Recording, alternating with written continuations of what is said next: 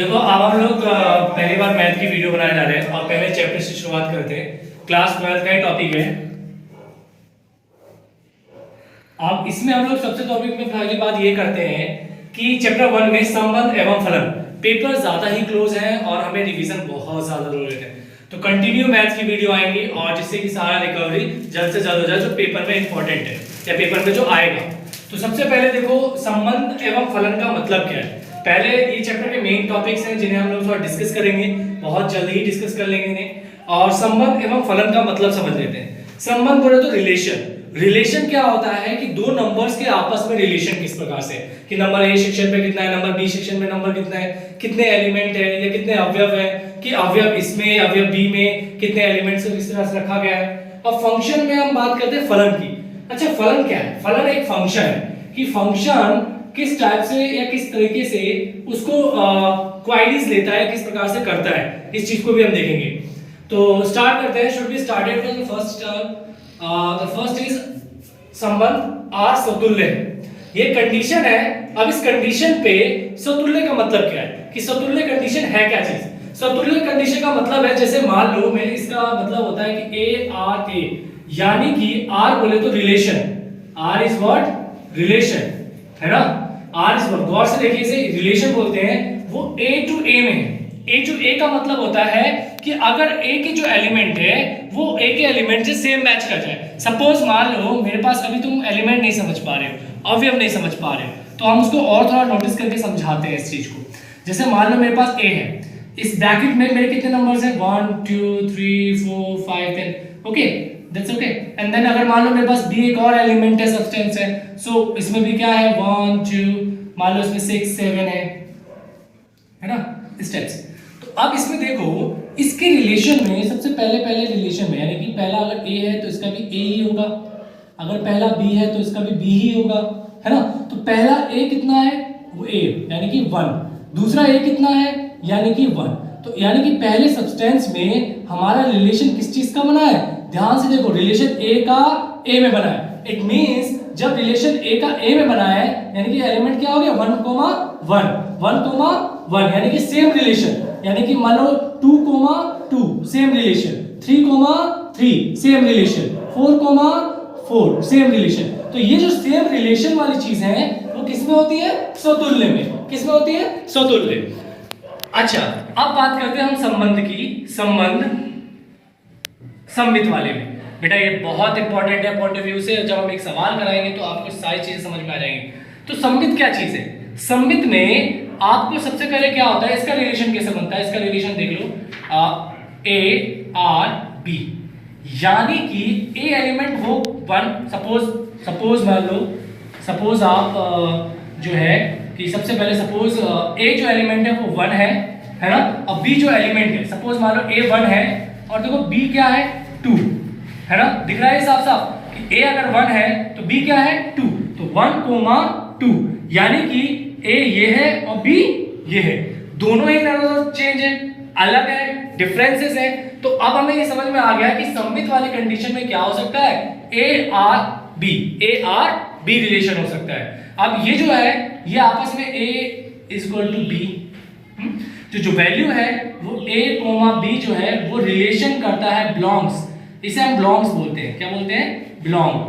अब बिलोंग्स जो होता है वो मतलब इसमें रिलेट करता है कि जो रिलेशन है वो a और b के बीच में है ना। तो अब इसमें हम लोग इस क्वेरीज को देख चुके हैं। इसके बाद देखो प्रतिसम्मित। अच्छा सम्मित और प्रतिसम्मित क्या है, देखो ये सब वर्ड्स है जो कि हमारा संबंध एवं फलन जो फंक्शन है, जो रिलेशन है, किस तरह से सवालों को सॉल्व कर रहे हैं उस चीज में देखा जाता है। तो बेसिकली प्रतिसम्मित में क्या जाता है कि जैसे मान लीजिए इसमें भी आप बोलोगे सर सेम फॉर्मूला यही है, मैं बोलूंगा जी हाँ सेम यही है, बट इसमें क्या फर्क होता है कि इसमें अगर मेरे को एक चीज और बिलोंग्स करना हो, suppose A comma B comma C belongs करेगा और आर, अगर ये बिलोंग्स थोड़ा देख लो इस टाइप से लिखा जाता है ऐसे करके, ठीक है, कोई दिक्कत ना हो आपको। तो ए और बी और सी, इसमें सी भी बिलोंग्स हो जाता है एक्स्ट्रा, तो ये हो जाता है हमारा प्रतिसम्मित। बहुत छोटी मीनिंग में आपको सारा आंसर मैं बता रहा हूं, तो ध्यान से अपने चीजों को समझो कि जैसे सम्मित में क्या हो गया, ए बिलोंग्स करेगा बी में, सतुल्य में क्या होगा, ए बिलोंग्स करेगा ए में, ऐसी प्रतिसम्मित में बिलोंग्स तो यही करेगा। बट नेचर वाइज क्या हो सकता है कि ए बी भी पहले हो सकता है और ए बाद में भी हो सकता है। ऐसा कोई रिलेशन नहीं है कि मान लीजिए अगर 1,2 है तो ये 2,1 भी तो लिख सकते हैं। व्हाई शुड बी नो, बिल्कुल लिख सकते हैं। अब देखो ए और बी है, अब हम लोग लिखने के बाद इस रिलेशन को डिनोट कर सकते हैं अपने प्रतिसंवित में, ये होता है प्रतिसंवित। इसके बाद आता है मोस्ट इंपॉर्टेंट संक्रमण। क्या आता है? संक्रमण। क्या? संक्रमण। अब संक्रमण क्या करता है? मान लीजिए ए रिलेशन बी से है, सपोज ए रिलेशन बी से है, बट वो बिलोंग्स भी कर रहा है किस टाइप से, यानी कि बी जैसे मान लो मैं बिलोंग्स कर लूं या रिलेशन, मैं इसका रिलेशन बैठाऊं तो इसका रिलेशन जो है वो ए आर सी भी हो सकता है और वो बिलोंग्स कर सकता है सपोज बी आर सी। तो देख रहे हो, यानी कि अगर ए 1 है, सपोज मेरे पास ए जो है वो 1 है, ए क्या है मेरे पास 1 है और बी क्या है हमारे पास 2 है और सी क्या है हमारे पास 3 है। तो यानी कि ए पहले बिलोंग्स करेगा सी में, यानी कि ए रिलेशन सी, यानी कि 1 आर 3, दैट्स इट। अब फिर क्या करेगा, बी बिलोंग्स करेगा सी में, यानी कि बी आर सी, यानी कि 2 आर 3। तो देखो इनके पीछे वाले जो है इक्विपमेंट यानी अवयव वो सेम है, यानी कि वो रिलेशन बैठा रहे हैं ए और बी के अकॉर्डिंग, है ना, ए और बी के अकॉर्डिंग।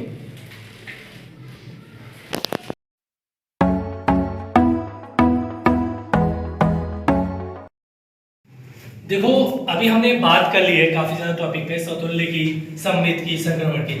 जानते हो पेपर में कभी कभार ऐसा भी आ जाता है कि जो क्वेश्चन बन के आ जाता है कि इसकी सतुल्य निकालिए, इसका सममित निकालिए, संक्रमण निकालिए, है ना। अब ऐसा कभी कभार पेपर में भी आ जाता है कि भैया तुल्यता निकालिए।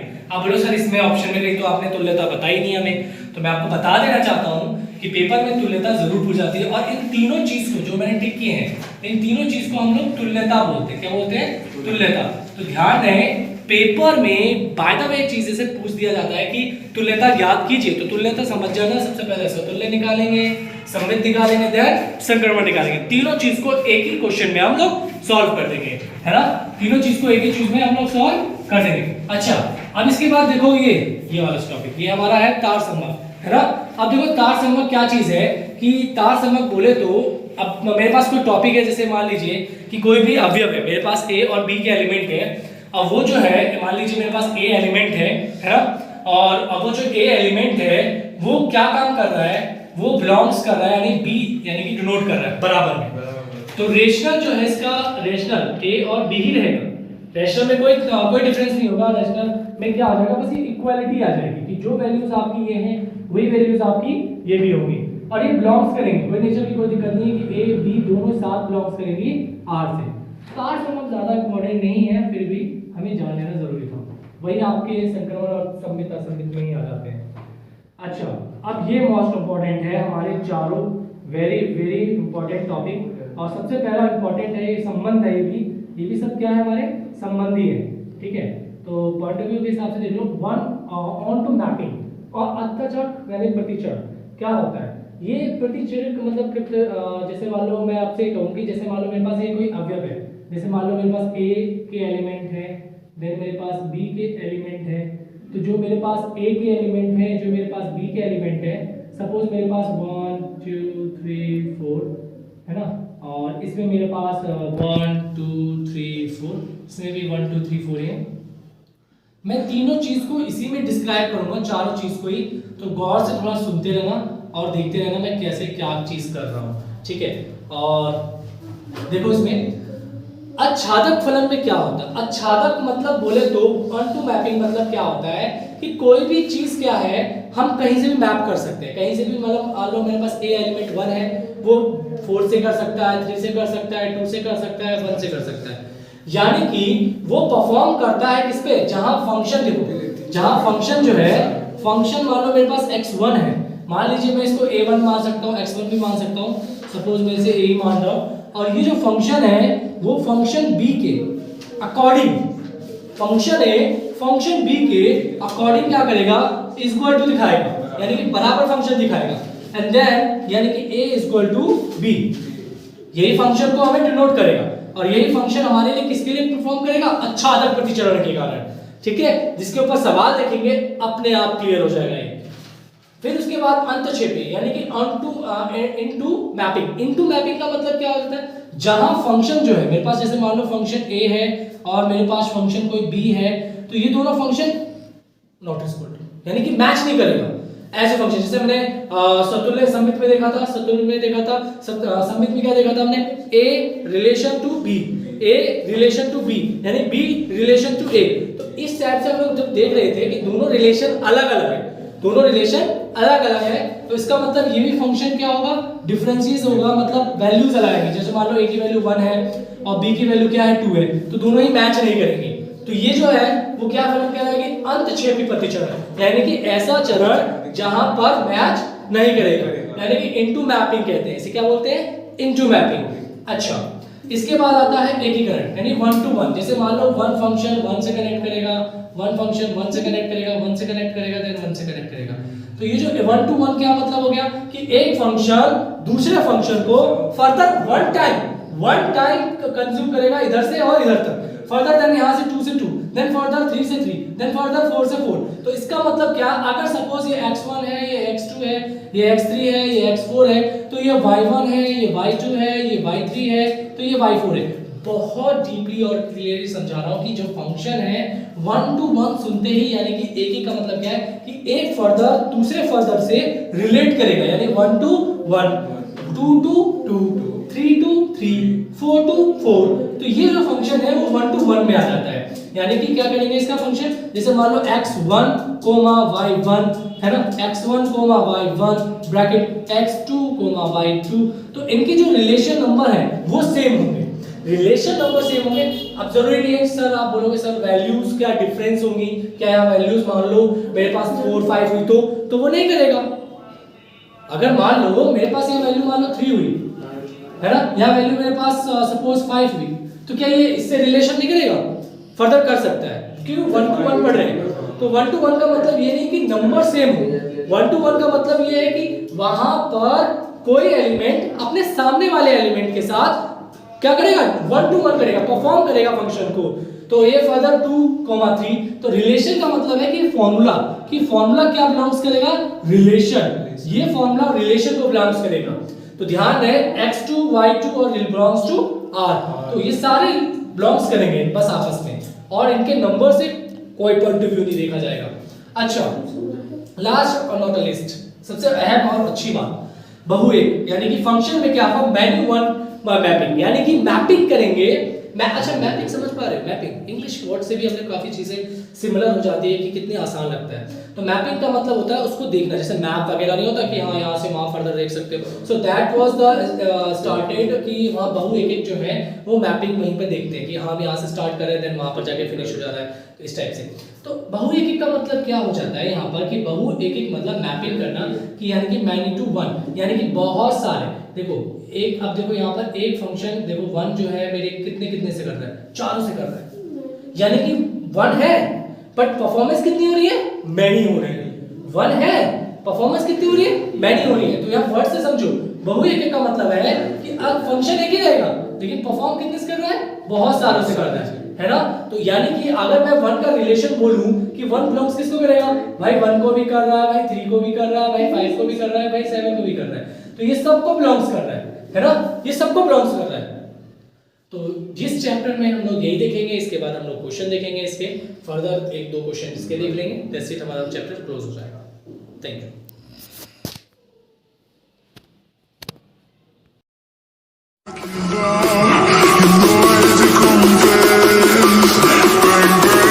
देखो अब न्यूमेरिकल हम लोग प्रूव करने जा रहे हैं, इसी का ही है हमारे मैथ्स की 12th क्लास का।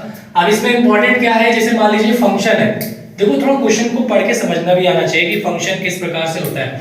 हमारे पास फंक्शन r है, वो r बिलोंग्स कर रहा है, ये फंक्शन रैशनल नंबर है तो रैशनल नंबर पे बिलोंग्स कर रहा है, इंटीजर नंबर है इंटीजर पे बिलोंग कर रहा है, ठीक है। अब जैसे मान लो ये g रैशनल नंबर है, ये भी रैशनल नंबर पे बिलोंग्स कर रहा है। दो फलक है जिसके प्रकार परिभाषित किया गया है। देखो एक फंक्शन हमारे पास ये है और ये फंक्शन, अच्छा आप बोलोगे सर फंक्शन तो चलो f से कहते हैं, f इज फंक्शन, तो ये gx भी क्या है, एक टाइप का फंक्शन ही कहलाता है, यानी g टाइप का फंक्शन है। ये किस टाइप का फंक्शन है, f टाइप का फंक्शन है। अब इसको क्या निकालना है, f o g निकालना है और g o f निकालना है। वेरी इंपॉर्टेंट क्वेश्चन और पेपर के पॉइंट ऑफ व्यू से तो बहुत ज्यादा इंपॉर्टेंट है।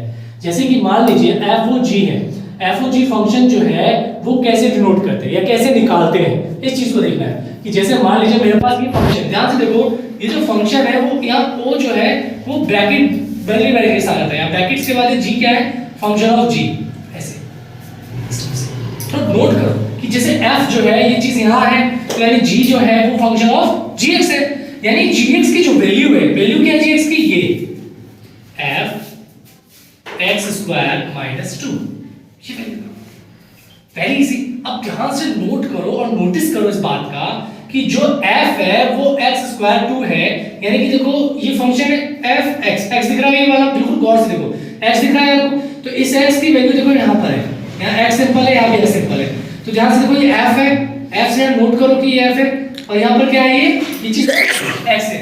अब ये जो चीज उसका x है, तो ये जो चीज उसका x है वो ये x यहाँ आएगा।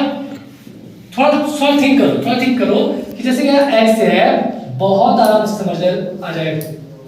जैसे ये x है तो यहाँ भी क्या है, x है सिंपल।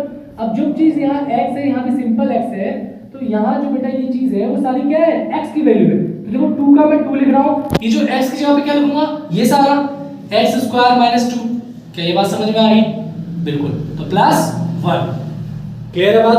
अब ध्यान से देखो 2x स्क्वायर 2 2 जा 4 प्लस 1, तो 2x स्क्वायर माइनस 4 में से 3 जाएंगे, 4 में से 1 जाएगा तो 3 तो बचेगा। क्लियर है? ये हमने FOG निकाल दिया। क्लियर है बात? अब इसके बाद देखिए, इसके बाद हम बात करते हैं GOF की, GOF। अब ध्यान से देखो, G तो बाहर ही रहेगा, है कि नहीं, और उसका फंक्शन कहाँ जाएगा, फंक्शन ऑफ fx। अब फंक्शन ऑफ fx क्या चीज है, 2x प्लस 1 और g। अब ध्यान से नोट करो कि भैया g जो है वो g है ना, बिल्कुल सर। जो x है वो यहाँ पर सिंपल x है, यहाँ जो x है वो क्या है, 2x प्लस 1 है, तो यहाँ जहाँ x है वहां क्या लिखेंगे, 2x प्लस 1 का होल स्क्वायर, क्या 2 प्लस 1 का होल स्क्वायर माइनस 2। तो ध्यान दो यहाँ पर a square plus b square plus 2ab, 2 into 2x into 1 minus 2, ठीक है। तो 4x स्क्वायर, देखो ये भी एक आपका कौन सा नंबर है, एक कांस्टेंट है, ये भी आपका एक कांस्टेंट है, तो आपस में सब्ट्रैक्शन हो जाएगा, ठीक है। तो आप देख सकते हैं उसमें, तो 2 2 जा 4 x, और इन दोनों को आपस में सॉल्व कर सकते हो, माइनस 1। ओके, सो बेसिकली ये चीज हमारी आ गई यहाँ पर, और बेसिकली हमारी चीज है कि आ गई GOF फंक्शन।